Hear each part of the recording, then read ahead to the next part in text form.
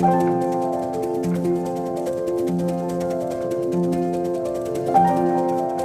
back to Soma Psyche. We're here with our second video in a series where we're talking about the core concepts and core competencies of a somatic approach. And we did a really long video last time about some of the core concepts and discussing what the soma is. And we're really kind of doing a survey of some of the key concepts that help us understand why we work the way that we do when we're doing somatic work in therapy.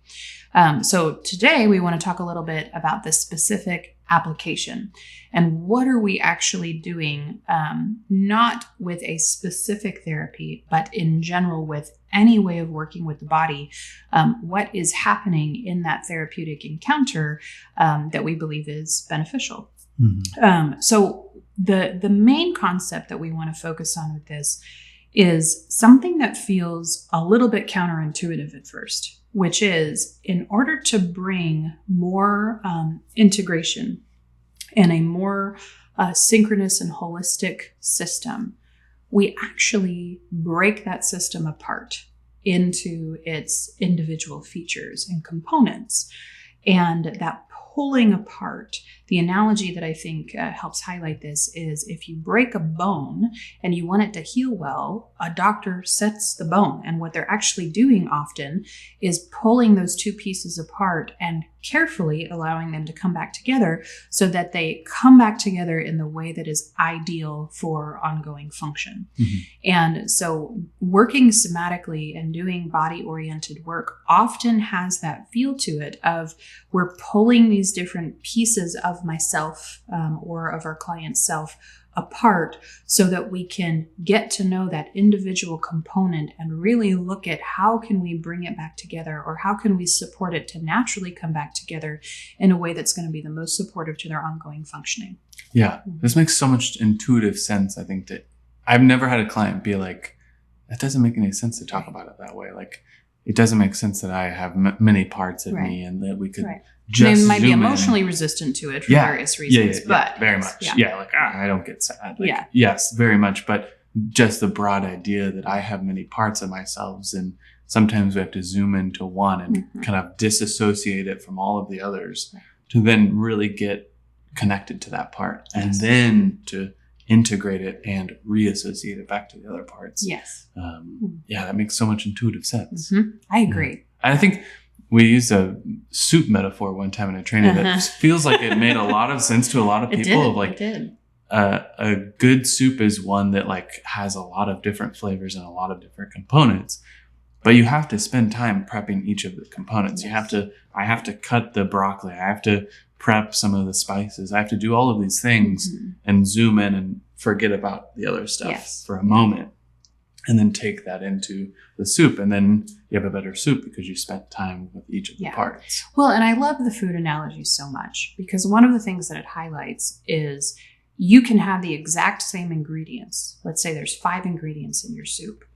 You could have those exact same ingredients chopped to a different size and compiled together in a different way. And we would call that a salad. Isn't that interesting? Different levels. Yes. Like it's, like how much liquid, how much chunkiness, and we label it a different thing, but it's the exact same elements. It's the exact same flavors, etc.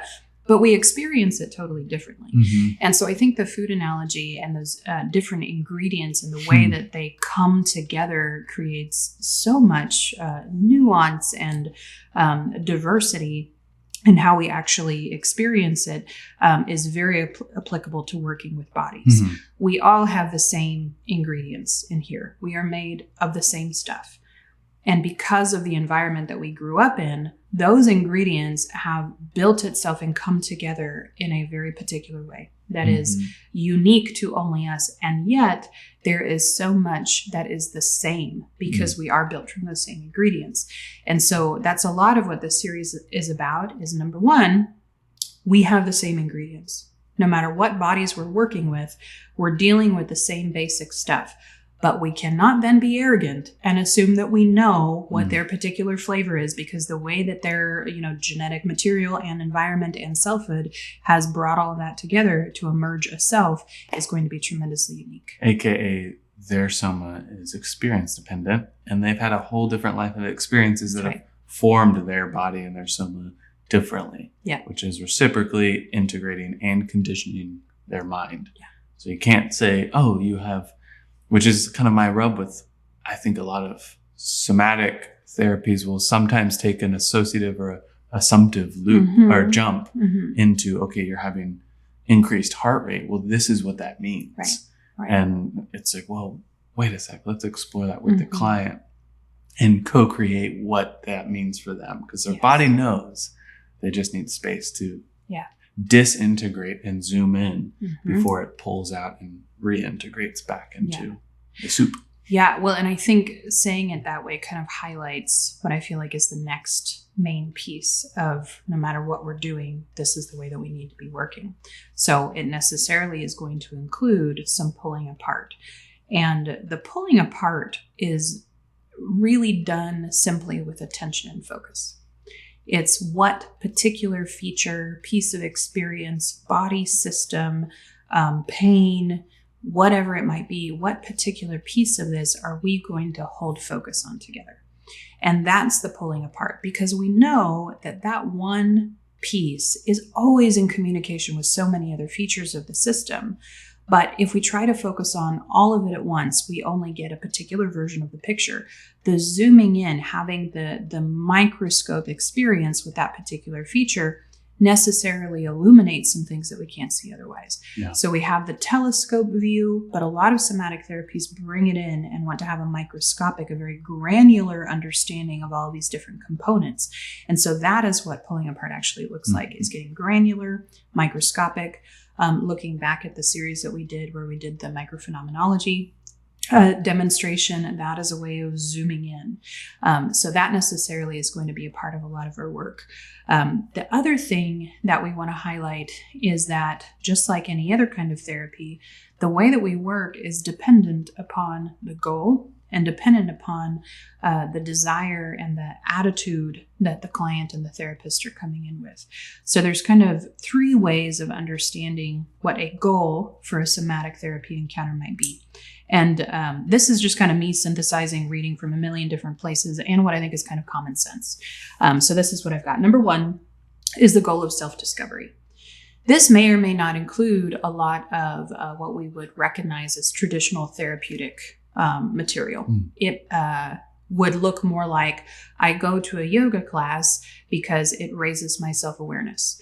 I may not be there for the resolution of trauma, for any emotional reason, but I'm really just coming in for some self-discovery. So that version of things, the question that we're holding in our body is, what is? You know, what am I? It's sort of the self pat down of like, oh, this is a me. What is a me exactly? What are the components of my me-ness? And somatic therapies and somatic practices of all kinds help us come into relationship with our more expansive self in a way that really heightens our self-awareness. So that would be goal number one, is that goal of self-discovery. Yeah. Then the second goal would be what? The second goal is around change. Okay. And this is a complicated one. Yeah. Because this is the goal that I would say most clients come in with. The reason I want to be. Yeah. Yes. And so the question that's usually held in the body, if we're coming in with this goal as either client or therapist, is, what's wrong with me? What's missing in me? How am I defective, deficient, dysfunctional?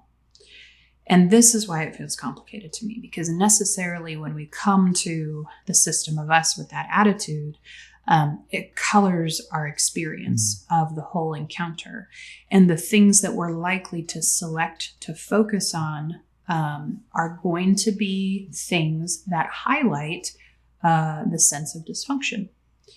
And that necessarily leaves out the components of our experience that are much more expansive than that, or maybe are going to highlight something that challenges that particular story. A lot of work that I end up doing with clients is around understanding that there is nothing about them that needs to change. And the encounter of when I say that to people, there's a whole lot of experience that happens in a short amount of time. So if somebody comes in, or if we feel ourselves coming in with this attitude of, I need to change. A good example of that is if you go to work out in order to lose weight, you are going to do that workout with a very particular attitude and do it in a specific way. As opposed to, I'm going on this walk in the park because flowers are pretty. I necessarily am going to walk differently. I might even dress differently. So the whole experience is going to be colored by that attitude that we're coming in with. So the third one, which is kind of my favorite spot to work in at this point, is the goal of self-actualization. And I mean that from the Maslow perspective of the top of the triangle in our hierarchy of needs is self-actualization. When we come to therapy or any kind of body practice, the question that we're holding in our body, if that is our goal, is what's possible? How much is this body capable of? Or my absolute favorite question, which anybody that knows me very well knows this question, is how much pleasure can this body experience? I really want to know how much is possible. And that question makes people very nervous. And I have learned to not speak about it publicly, which here I am doing it. So I wonder how you all will react to that. But that's really true. Self-actualization is about like, how far can this go? What can this do? Not in this way of, I need to prove something, but in a sense of ventral curiosity of, I have been given a this and I want to know everything about it. I want to know what it can do, what it can feel, what it is, like what is the possibility that is held within a human organism? And this leads into those of us that are really interested in human evolution, like the evolution of our species, and doing that intentionally through deeper understanding of how we function.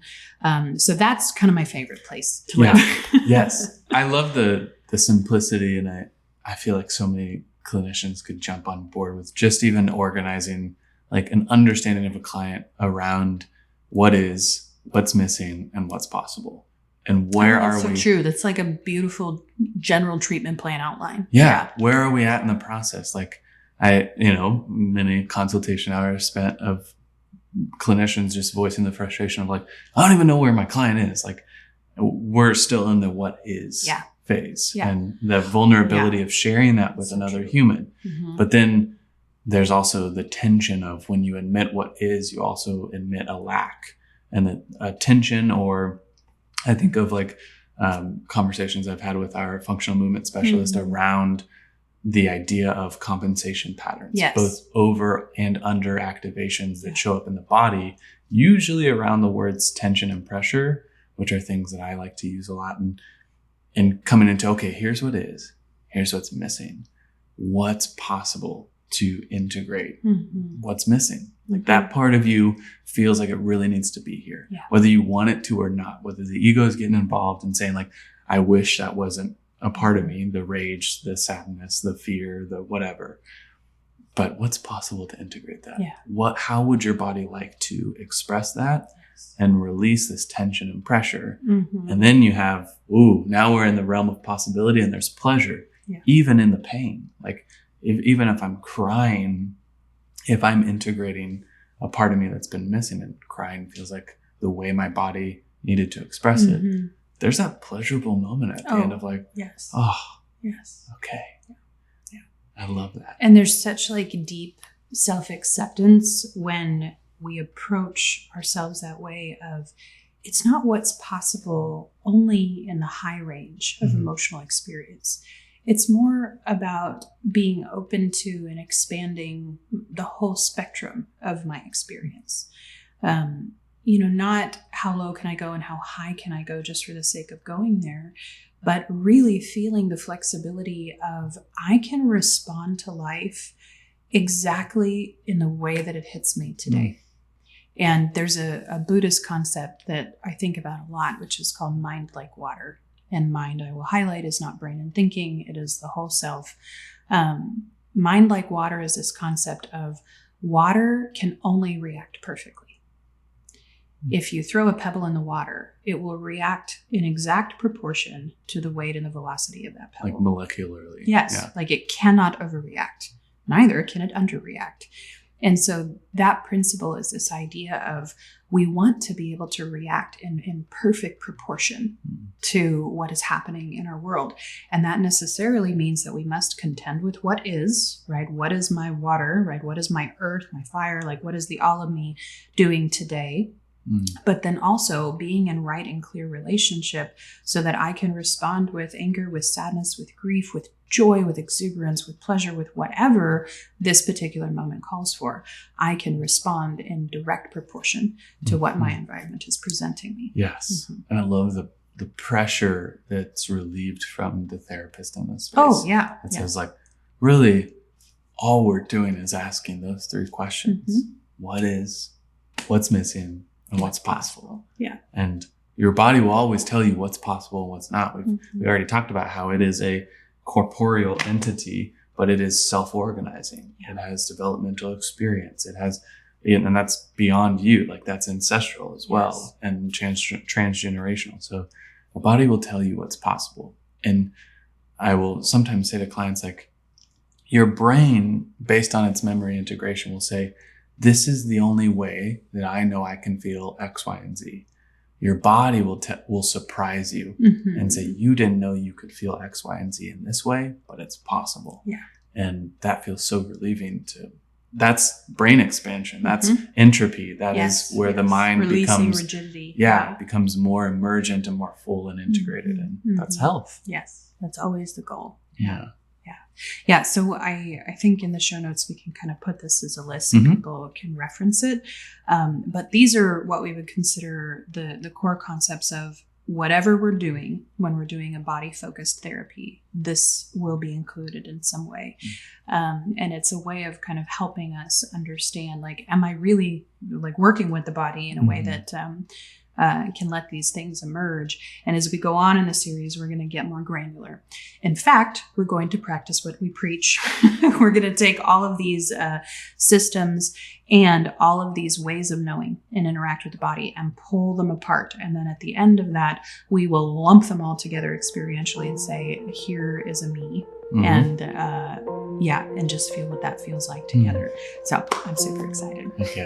Yeah. Stay tuned. There's more videos to come. Again, this is a long series, but it's covering some of the most basic and primary concepts in working somatically. So we're excited you're here. Yes.